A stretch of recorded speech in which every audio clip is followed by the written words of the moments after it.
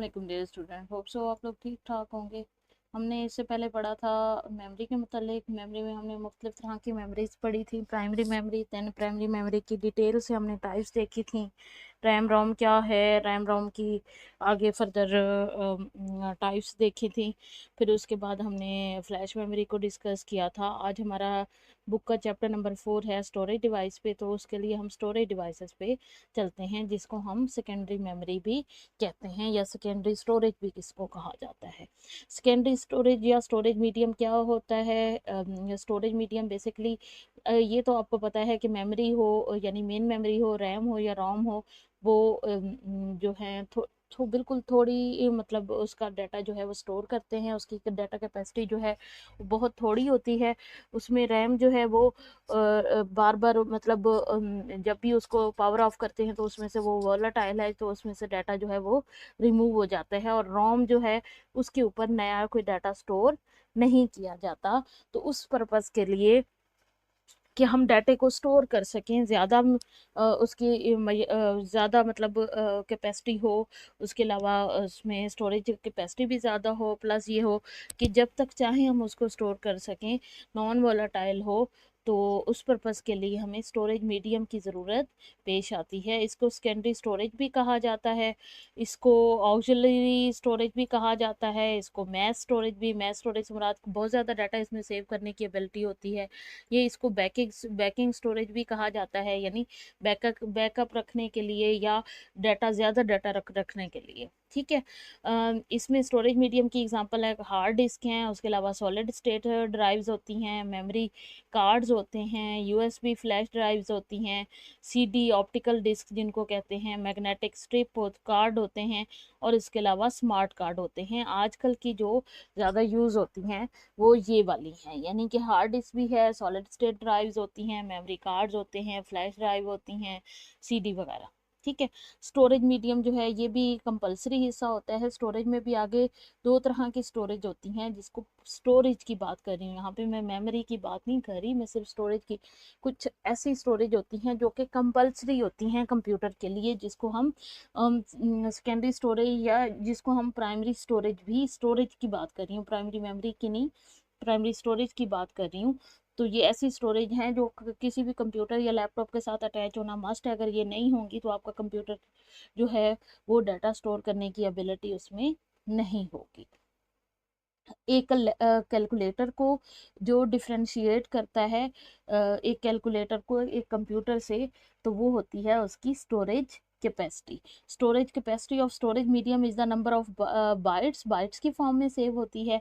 Storage capacity of the storage medium is up to terabytes, up to कितनी होती है? Terabytes होती है।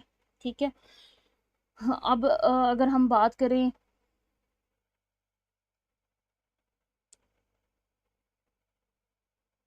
हाँ जी, अब अगर अगर हम बात करें स्टोरेज डिवाइसेस की, तो स्टोरेज डिवाइसेस में मैंने बताया था दो तरह के ऑपरेशंस होते हैं।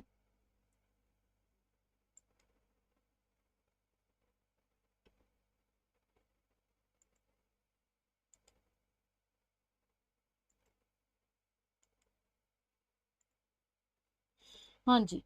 तो स्टोरेज की अगर हम बात करें तो स्टोरेज में या किसी भी मेमोरी में दो टर्म्स मैंने बताई थी, एक रीडिंग की और एक राइटिंग की। यहाँ पे भी वही टर्म्स जो हैं वो यूज़ होंगी। रीडिंग को और राइटिंग में बता देती हूँ। Process of process in writing process storage device record information and instruction from memory to a storage. Memory से स्टोरेज के अंदर जो रखा जाएगा उसको कहेंगे राइटिंग।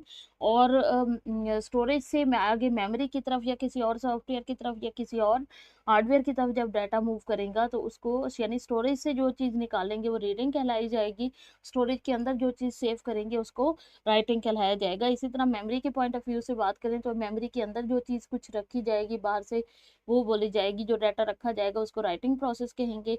और मेमोरी में पड़े हुए डाटा को कहीं और यूज़ किया जाएगा, कॉपी किया जाएगा, तो उसको कहेंगे रीडिंग प्रोसेस। स्टोरेज डिवाइसेस की कुछ कैरेक्टरिस्टिक्स होती हैं। क्या होती हैं? एक्सेस मोड होता है, स्पीड उसकी है, उसके अलावा स्टोरेज कैपेसिटी है। ठीक है। और उसके अलावा ये 4-5 चीज़ें हैं, 3-4 कैरेक्टरिस्टिक्स हैं जिनको देखा जाता है कि जो कि एक स्टोरेज डिवाइसेस के लिए अहम है कि हमने देखना हो, हमने स्टोरेज डिवाइसेस में डाटा को सेव करना हो तो उसके लिए आप देखते हो कि उनकी स्टोरेज डिवाइसेस की क्या क्या चीज़ें चेक की जाती हैं। एक तो एक्सेस मोड उसका कि उसके में से डाटा उठाया कैसे जाता है, एक स्पीड देखी जाती है, स्पीड में 2 चीज़ें होती हैं, उसका एक्सेस टाइम होता है और डाटा ट्रांसफ़र रेट होता है। स्टोरेज कैपेसिटी में क्या होता है, स्टोरेज कैपेसिटी में होता है उसमें डाटा कितना स्टोर होगा मैक्सिमम, ये उसमें कितनी कैपेसिटी है। फॉर एग्जांपल 1 लीटर का जग है तो उसमें 1.5 लीटर डाटा तो नहीं डाला जाएगा ना, तो उस जग की कैपेसिटी कितनी है, 1.5 लीटर है, 1 लीटर है, ठीक है। तो यानी उसके अंदर जो ज़्यादा से ज़्यादा भी पानी या लिक्विड कोई जो भी रखेंगे वो ज़्यादा से ज़्यादा कितने लीटर होना चाहिए, 1 लीटर होना चाहिए। इसी तरह स्टोरेज में ज़्यादा से ज़्यादा डाटा कितना होना चाहिए या उसकी क्या कैपेसिटी है, कम से कम कितना आएगा और ज़्यादा से ज़्यादा कितना आएगा, ये स्टोरेज कैपेसिटी कंसीडर होती है। एक्सेस मोड को देख लेते हैं। एक्सेस मोड होता है कि वो या उसमें से डाटा उठाया एक्सेस कैसे किया जाता है, सीक्वेंस वाइज किया जाता है या ऑर्डर वाइज, सीक्वेंस या ऑर्डर वाइज कर रहे हैं या डायरेक्ट एक्सेस कर रहे हैं। सीक्वेंस या ऑर्डर वाइज कैसे होता है कि पहले वीसीआरस या कैसेट्स यूज़ होती थी, तो उसमें ये होता था कि एक ट्रैक को आपको तीसरे ट्रैक पे जाना है तो पहला ट्रैक उसको बैकवर्ड करना पड़ता, फॉरवर्ड करना पड़ता है, फिर दूसरा ट्रैक फॉरवर्ड करना पड़ता था, उसके बाद तीसरे ट्रैक को उसको एक्सेस किया जा सकता था। यानी वो सारे पहले दोनों ट्रैक गुजार के फिर उसके बाद जो है वो आपको थर्ड ट्रैक एक्सेस किया जाता, वो एक्सेस है सीक्वेंस वाइज के। उसमें से पहला एक्सेस होगा दो, यानी पहला गुजारेंगे, पहले ट्रैक को देखेंगे, फिर दूसरे को देखेंगे, उसके बाद वो जाके तीसरे को, यानी तीसरे पे डायरेक्ट नहीं पहुंचा जा सकता। तो इसको कहते हैं सीक्वेंस या ऑर्डर वाइज। जबकि रैंडम होता है, कहीं से भी उठा लो, जैसे सीडी है या हार्ड डिस्क है, हम किसी भी फाइल पे क्लिक करके उसको फौरन ओपन कर लेते हैं। तो सबसे पहले ये देखा जाता है इसका एक्सेस मेथड क्या है। किसी भी स्टोरेज को देखेंगे तो उनमें सबसे पहले एक्सेस मेथड देखेंगे, फिर उसके बाद उसकी एक्सेस टाइम स्पीड देखेंगे। स्पीड में क्या क्या चीज़ें देखी जाती हैं, एक्सेस टाइम और data transfer rate.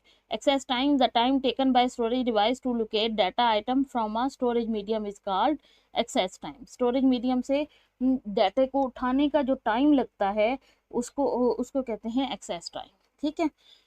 Data transfer rate क्या होता है, एक डिवाइस से दूसरे डिवाइस में डाटा को, एक जगह से दूसरी जगह डाटा को जब ट्रांसफर किया जाएगा तो वो कैसे ट्रांसफर किया जाएगा, तो जो स्पीड होगी उसको कहेंगे data transfer rate. Storage capacity के बारे में मैं ऑलरेडी बता चुकी हूँ। मुख्तलिफ तरह की स्टोरेज डिवाइसेज जो हैं वो यूज़ होती हैं। उनमें जो सबसे अहम स्टोरेज डिवाइस है यानी जो टाइम टू टाइम यूज़ होती हैं, उसमें कुछ मैग्नेटिक स्टोरेज डिवाइसेस हैं और कुछ ऑप्टिकल स्टोरेज डिवाइसेस होती हैं। मैग्नेटिक होती हैं और कुछ ऑप्टिकल होती हैं, ठीक है।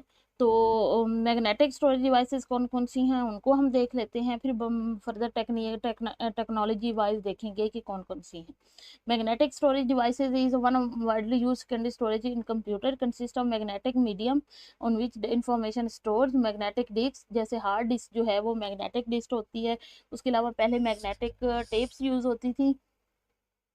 ये सारी क्या थी, मैग्नेटिक स्टोरेज की एग्जांपल थी। इसमें मैग्नेटिक डिस्क में हार्ड डिस्क या फ्लॉपी डिस्क देखते हैं। Magnetic disk is a thin circular metal, ये इस तरह से मेटल के ये जो है सीडी की तरह की गोल सर्कल जो है डिस्क होती है, जो कि मैग्नेटिक मटेरियल से आयरन ऑक्साइड के साथ रिएक्ट करके मैग्नेटिक फील्ड बनाती है, उसके जरिए डाटा स्टोर होता है। Disk devices are use to write and read information to and from magnetic disk. Disk drivers होते हैं, ये वाला हेड होता है जो कि डाटा को रीड करने के लिए और या राइट करने के लिए यूज होता है, ठीक है।